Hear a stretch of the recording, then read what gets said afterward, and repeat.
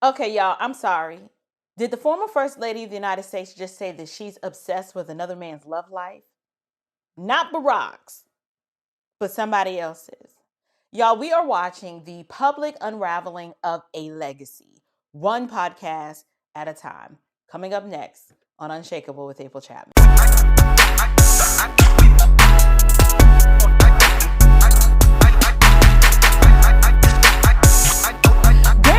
You guys, welcome to Unshakable with April Chapman, where we discuss all things social, cultural, political, and theological from a biblical perspective. I am your host, April Chapman, and today, y'all, we've got a combination of foolishness to unpack, and it's kind of difficult to try to determine where we should start. But Michelle Obama, she's no longer guarding the dignity of the office of First Lady. No, who's got time for that? She's out here podcasting like a real housewife.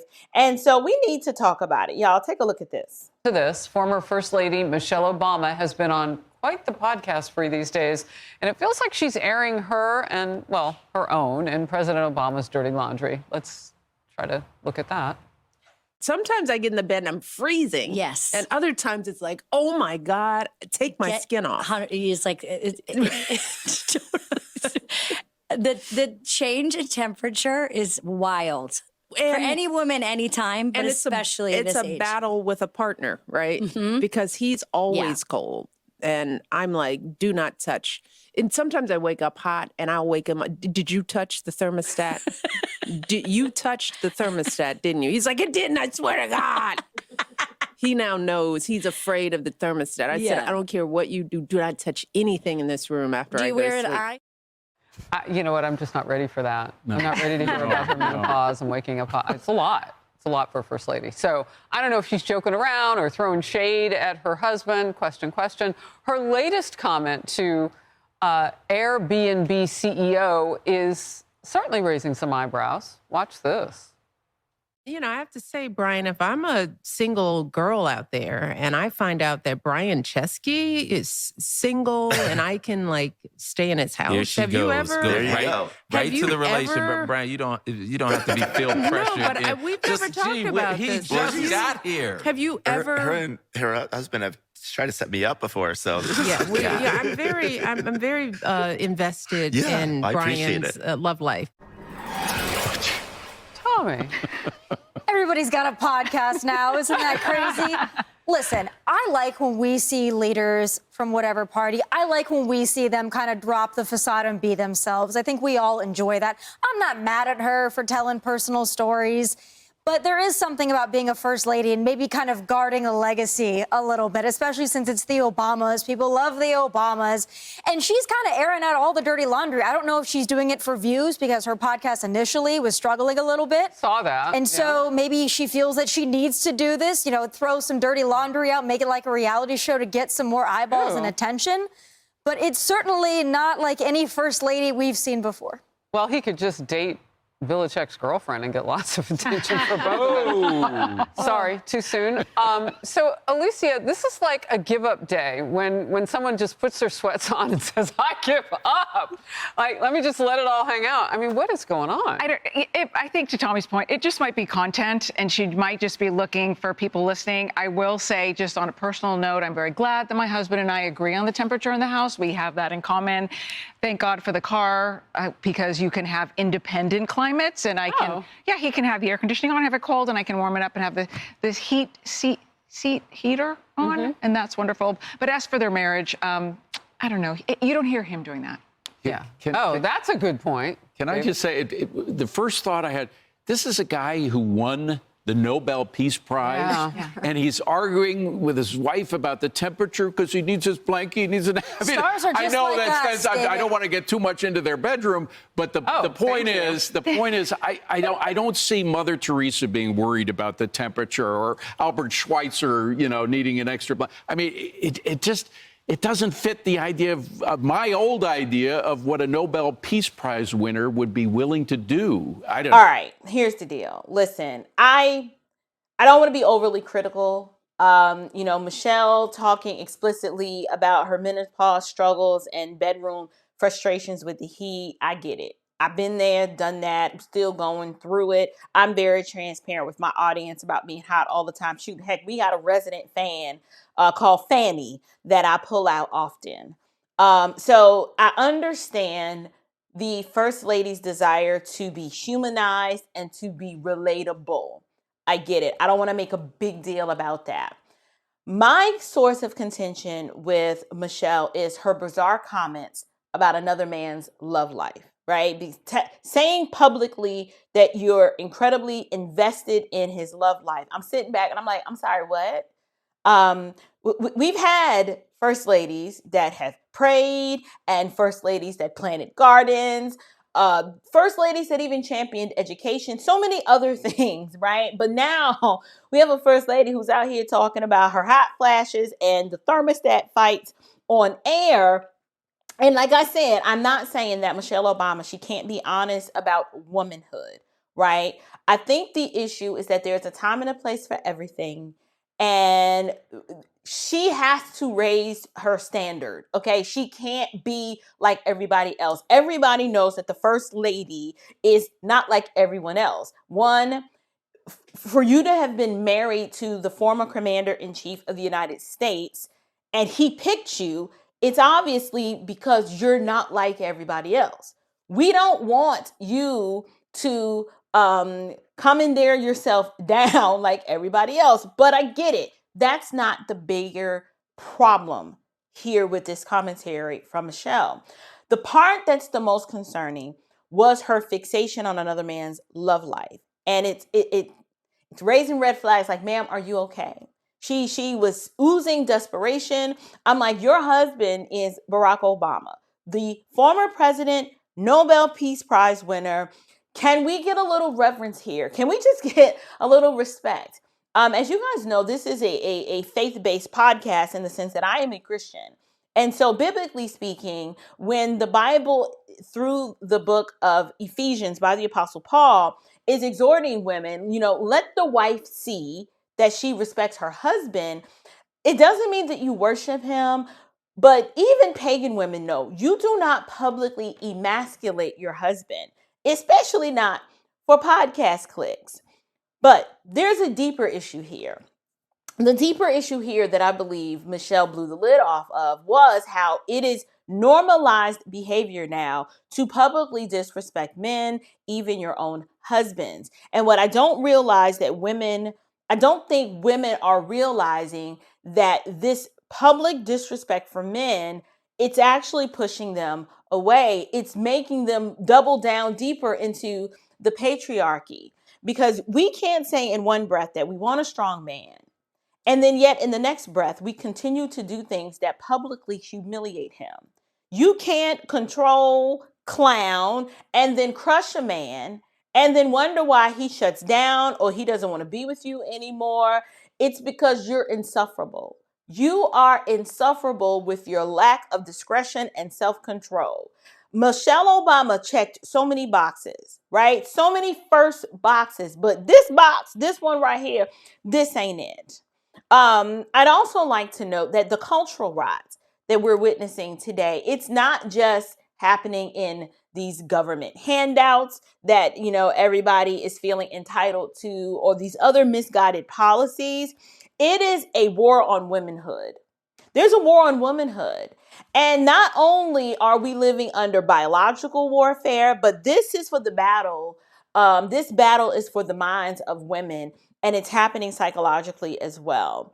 Because somewhere along the way, probably shortly after 1964, we stopped raising women to be wise and dignified and self-respecting and discreet, modeling self-control. That went out of the window, and we started raising these wild, orangutan, selfish, entitled, disrespectful, emotionally reckless women who are that way, but then they're proud of it.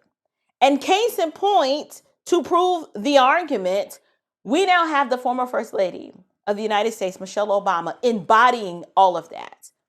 I'm sorry, y'all, I don't co-sign Barack Obama's politics. I never have, I never will. But let me be clear, no man, not even the president, former president of the United States, deserves to be humiliated on the world stage by his own wife in a Jada Pinkett style fashion, sitting across a table from some other girly jellyback soy boy who don't even look like he likes women.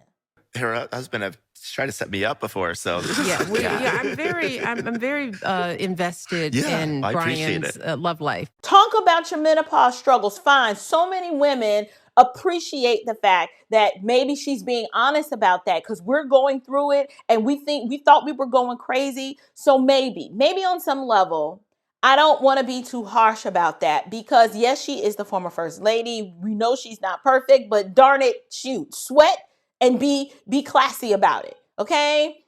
But talking about your marriage in this way, where you're like telling Barack what to do as if you're running the house and as if he's afraid of you, to me, it's sending a very subliminal message that women run things and we don't care about your comfort.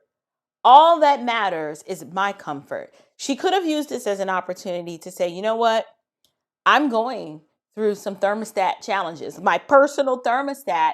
And what I learned during that season of my life was that my husband is incredibly gracious and long suffering with me. And we had to work out how to deal with these temperature imbalances.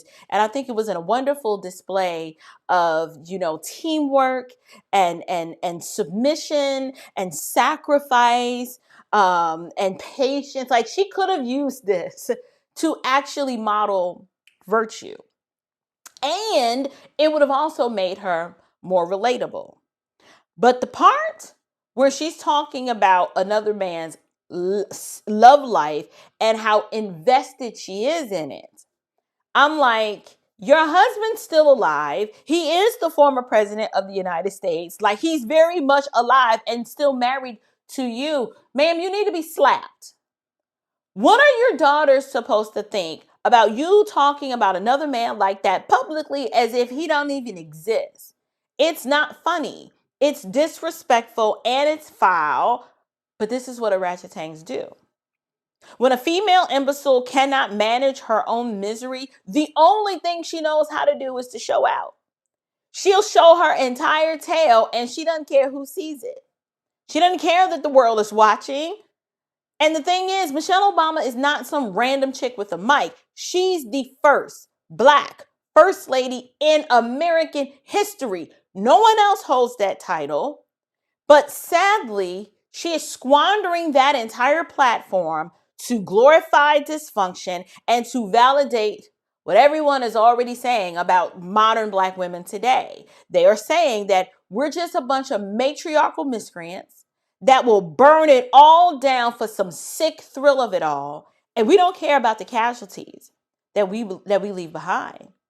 And in this case, it's not just the children are casualties, the husband's a casualty. You have a legacy and a nation watching you that has to endure the public embarrassment because you don't know how to keep your mouth closed, because you need attention and you have nothing else going on in your life other than being Barack's wife.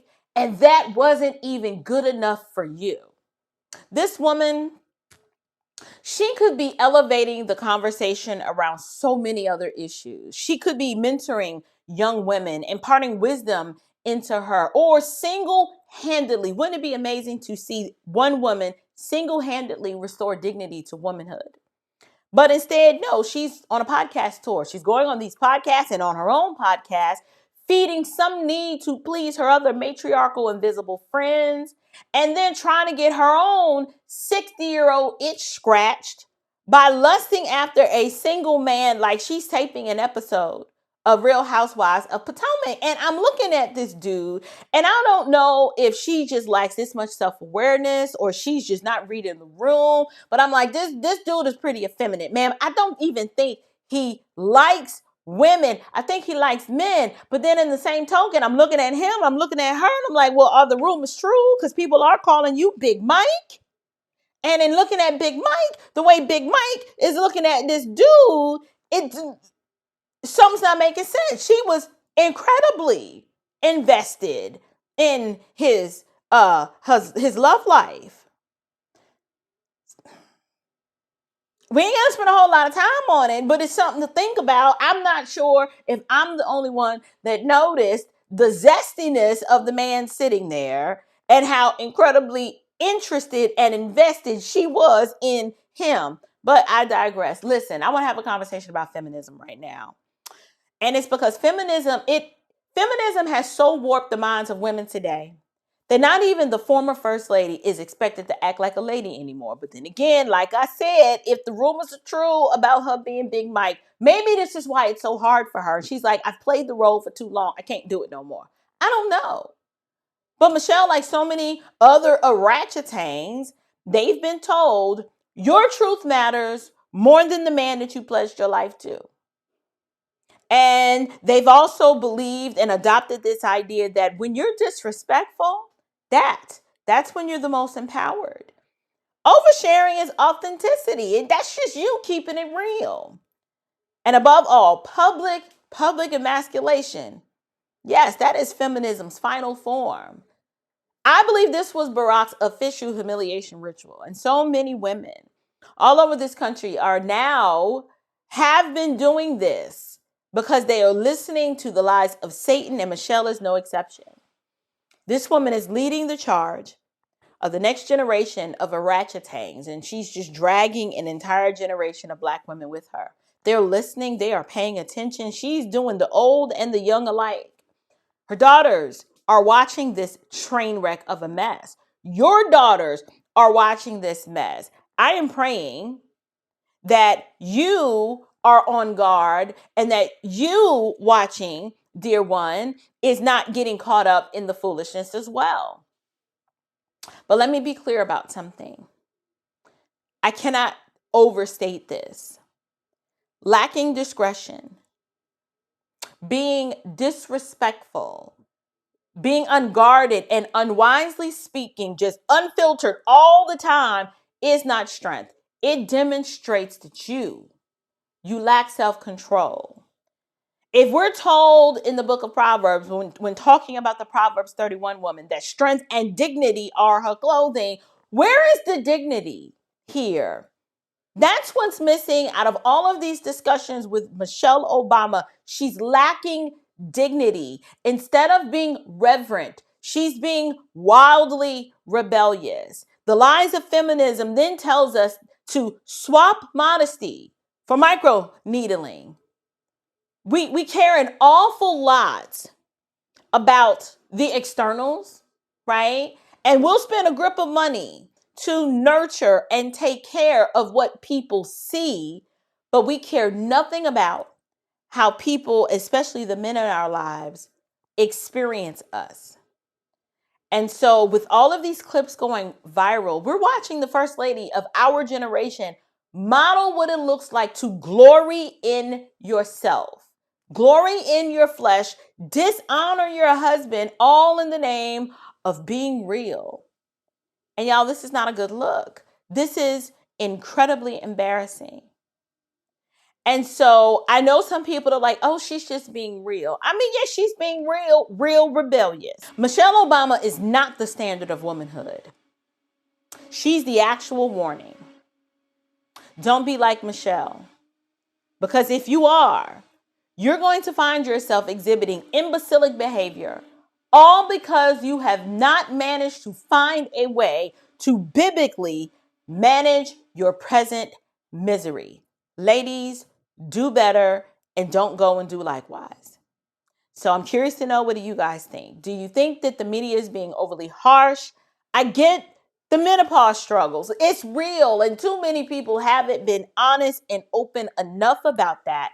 I think it was the dishonoring way that she talked about these menopause struggles in light of the discussion with Barack Obama, kind of the way that was framed, making him look weak and emasculated, and then her talking about this other man's love life that she's incredibly invested in and flirting across the table and just being real disrespectful amidst rumors and discussions that things may not be okay on the home front between her and Barack. So, in light of that, I am curious to know, what do you guys think? And leave me a comment down in the comments box below.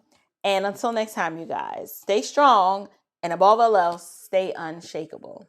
Grace and peace.